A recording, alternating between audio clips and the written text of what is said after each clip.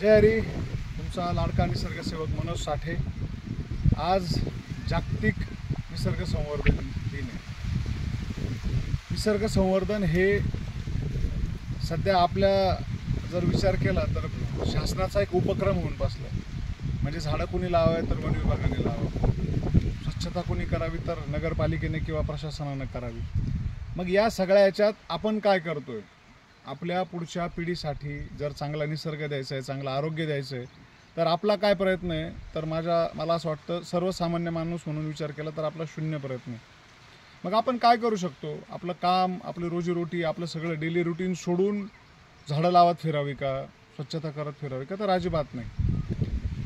या जागतिक निसर्ग संवर्धनाच्या दिवशी एक गोष्ट मी प्रत्येकाला सांगू इच्छितो. किमान एक झाड नर्सरीतनं म्हणा किंवा बियाणं गोळा करू शकतो आपण, आणि त्या बियाणांपासून एक रोपटं तयार करू शकतो जे वर्षभरापर्यंत आपल्या घरात वाढू शकेल. ह्या वर्षभर रोपटं वाढवण्यासाठी तुमचा काय कष्ट आहे? तर कदाचित शून्य.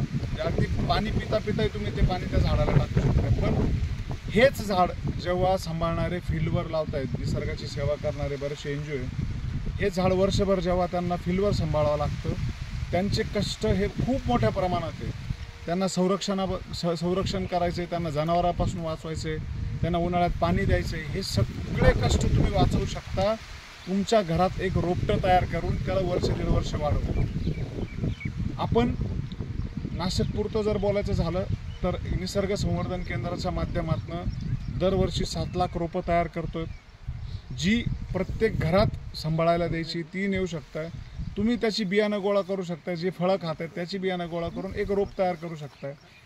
हे तुमच्या घरात वाढवून तुमची निसर्ग सेवा होईल.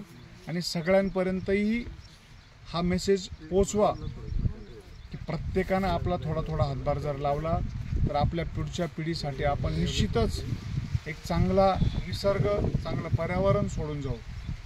मी पुन्हा एकदा तुम्हा सगळ्यांना विनंती करतो की आपल्या प्रत्येकाचा हातभार जर लागला तर आपल्या पुढच्या पिढ्यांचं आयुष्य हे सुखद, समृद्ध आणि पूर्ण होणार आहे. धन्यवाद.